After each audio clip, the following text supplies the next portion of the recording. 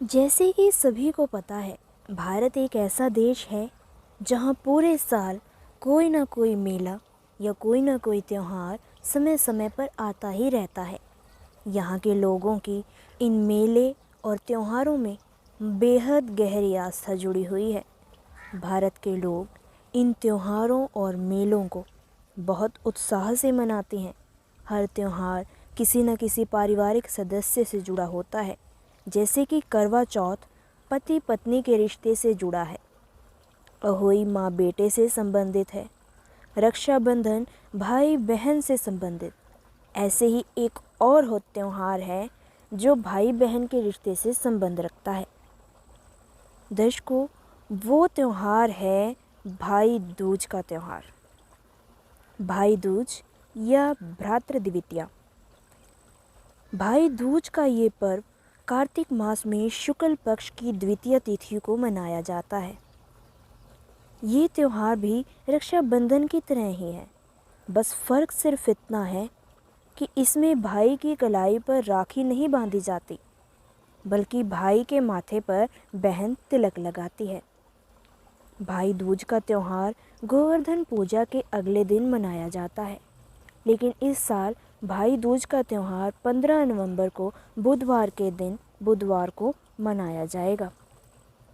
आइए जानते हैं कि इस त्यौहार को लेकर अन्य तथ्य क्या हैं जो आपका जानना बेहद ज़रूरी है। भाई दूज की पौराणिक कथा जो कि बेहद प्रसिद्ध है, वही सबसे पहले आपको बताना चाहेंगे। भाई दूज की पौराणिक कथा अनुसार यमराज को उनकी बहन यमुना ने कई बार मिलने के लिए बुलाया, लेकिन यम नहीं जा पाए। जब वो एक दिन अपनी बहन से मिलने पहुँचे तो उनकी बहन बहुत प्रसन्न हुई और उन्होंने यमराज को बड़े ही प्यार व आदर से भोजन कराया और तिलक लगाकर उनकी खुशहाली की कामना की। जैसे सभी बहनें अपने भाई की खुशहाली के लिए ईश्वर से प्रार्थना करती हैं। खुश होकर यमराज ने बहन यमुना से वरदान मांगने को कहा। तब यमुना ने मांगा कि इस तरह ही आप हर साल कार्तिक मास के शुक्ल पक्ष की द्वितीया को मेरे घर आया करो। तब से ऐसी मान्यता बन गई कि इस दिन जो भी भाई अपनी बहन के घर जाएगा और उसके घर में भोजन करेगा, वह बहन से तिलक करवाएगा, तो उसे यम व अकाल मृत्यु का भय नहीं होगा। यमराज ने उनका ये वरदान मान लिया और तभी से ये त्यौहार रूप में मनाया जाने लगा। ये दिन भाई बहन के आपसी प्रेम और संबंध का बोधक बन गया और तभी से ये दिन यम द्वितीया के नाम से भी प्रसिद्ध हुआ। और ऐसा माना जाता है कि इस दिन भाई का बहन के घर भोजन करना बहुत शुभ होता है और इस दिन यमुना नदी में स्नान करने का भी बहुत अधिक महत्व होता है। ऐसी कुछ सांसारिक मान्यताएं हैं। भाई दूज की ये कथा अब त्यौहार का रूप ले चुकी है, परंतु इसका हमारे पवित्र सद्ग्रंथों जैसे कि वेदों और गीता जी से दूर दूर तक कोई नाता नहीं है। ये एक भाई बहन के आपसी प्रेम पर आधारित वादा या वचन था, जिसे आज सभी भाई बहन करने लगे हैं। दर्शकों, विचार करने की ज़रूरत है। यम पूजा श्रेष्ठ या परमेश्वर पूजा? पद्म पुराण में कहा गया है कि कार्तिक शुक्ल पक्ष की द्वितीया को पूर्वाह्न में यम की पूजा करके यमुना में स्नान करने वाला मनुष्य यमलोक को नहीं देखता, अर्थात उसको मुक्ति प्राप्त हो जाती है। नदी में स्नान करने मात्र से यदि स्वर्ग प्राप्ति और नरक जाने से मुक्ति मिल जाती, तो जो जीव जल में पहले से रहते हैं उनकी मुक्ति तो फिर मानव से पहले हो गई होती। गंगा स्नान तथा तीर्थों पर लगने वाली परभी में स्नान पवित्र गीता जी में वर्णित न होने के कारण शास्त्र विधि त्याग कर मनमाना आचरण हुआ, जिसे पवित्र गीता जी अध्याय 16 श्लोक 23-24 में व्यर्थ कहा है। दर्शकों, सतभक्ति करने वाले साधक को मृत्यु का भय नहीं सताता, क्योंकि उसे पहले से ये ज्ञात हो जाता है कि मृत्यु के समय उसे लेने यम के दूत नहीं परमेश्वर स्वयं आएंगे।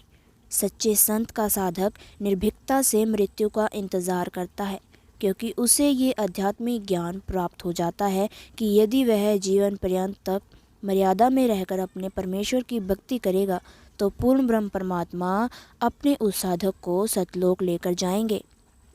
यहाँ आपको बता दें कि पूजा एक परमात्मा की करनी चाहिए, ना कि अन्य देवताओं की। पूर्ण परमात्मा की पूजा का लाभ ही अविवरणीय होता है।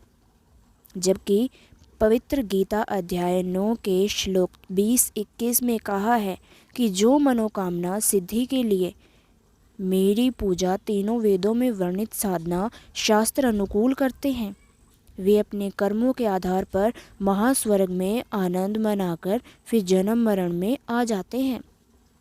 अर्थात यज्ञ चाहे शास्त्रानुकूल भी हो, उनका एकमात्र लाभ सांसारिक भोग, स्वर्ग नरक व 84 लाख जूनियाँ ही हैं, जब तक तीनों मंत्र पूर्ण संत से प्राप्त नहीं होते।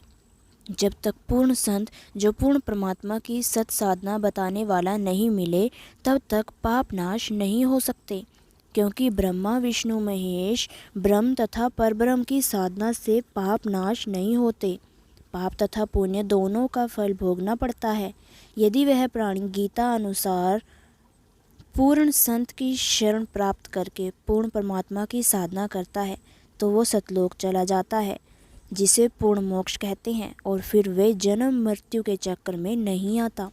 गीता अध्याय 15 श्लोक 1 में तत्वदर्शी संत की पहचान बताई है कि तत्वदर्शी संत संसार रूपी वृक्ष के सर्व भागों को सही सही बताता है, जिसके बताए हुए मार्ग पर चलकर भक्ति करके मोक्ष प्राप्त किया जा सकता है। श्री गुरु ग्रंथ साहिब में भी 1171 पेज पर प्रमाण है कि जो गुरु 2 अक्षर का भेद बताता है वही पूर्ण गुरु है। पूर्व पुण्यों के आधार से फिर कोई संत मिल जाता है, वो प्राणी शुभ कर्म करके पार हो जाता है। दर्शकों, ये भाई दूज का पर्व मनाने की प्रथा का वर्णन हमारे सदग्रंथों में वर्णित नहीं है। हम सभी अपने परिवार सदस्यों, रिश्तेदारों, दोस्तों, पड़ोसियों और स्वयं की खुशहाली की कामना परमेश्वर से करते हैं। कोई बहन या भाई वो कार्य नहीं कर सकता जो ईश्वर किसी व्यक्ति विशेष के लिए कर सकता है। तत्वदर्शी संत रामपाल जी महाराज अपने सत्संग में बताते हैं कि ये काल का लोक है। यहाँ यम के दूत घात लगाए रहते हैं कि व्यक्ति का समय जब पूरा हो जाए तो उसे पकड़कर धर्मराज के दरबार में ले जाएं। यहाँ तो कुछ मनाने की ज़रूरत नहीं है, बल्कि सतभक्ति करके यहाँ से जाने की तैयारी करनी चाहिए। यह लोक रहने लायक नहीं है। इस दिन बहन का उद्देश्य भाई की समृद्धि और सुख की कामना से जुड़ा रहता है। बहन यमुना और भाई यमराज द्वारा की गई ये क्रियाएं मनमानी प्रथा बन चुकी हैं। एक बहन ने घर आए भाई की सेवा की, उसे अच्छा भोजन खिलाया और भाई ने बहन से कुछ मांगने को कहा। इस कथा को सुनकर आप ऐसा करने लगे, पर क्या आप जानते हैं कि परमात्मा यमुना और यमराज से ऊपर है? यदि ये दोनों भगवान होते तो इनकी पूजा और इनके द्वारा की गई विधि का वर्णन परमात्मा ने वेदों में अवश्य किया होता, परंतु ऐसा नहीं है। भाई और बहन दोनों का वास्तविक रक्षक पूर्ण परमात्मा होता है। पूर्ण परमात्मा स्वयं इस मृत्यु लोक यानी पृथ्वी पर आता है। वो अपना ज्ञान दोहों और लोकोक्तियों के माध्यम से प्रदान करता है और प्रसिद्ध कवियों की भांति आचरण करता है। प्रमाण के तौर पर देखें, ऋग्वेद मंडल नंबर 9 सूक्त 96 मंत्र 18। कुछ इसी तरह के अनेकों प्रमाण जगत गुरु तत्वदर्शी संत रामपाल जी महाराज बताते हैं कि पूर्ण परमात्मा कबीर साहिब हैं, वही सृष्टि रचनहार हैं। जगत गुरु तत्वदर्शी संत रामपाल जी महाराज हर एक शास्त्र को खोलकर दिखाते हैं और उसमें से यह सिद्ध करके दिखाते हैं कि पूर्ण परमात्मा केवल एक ही है। वो कबीर देव जी हैं, जो कि आज से 600 वर्ष पहले काशी उत्तर प्रदेश में आए थे। अधिक प्रमाण देखने के लिए अवश्य देखें साधना टीवी चैनल शाम 7:30 बजे से 8:30 बजे तक, जहां पर प्रतिदिन जगत गुरु तत्वदर्शी संत रामपाल जी महाराज जी के मंगल प्रवचन प्रसारित होते हैं। देखना न भूलें साधना टीवी चैनल शाम 7:30 बजे से 8:30 बजे तक।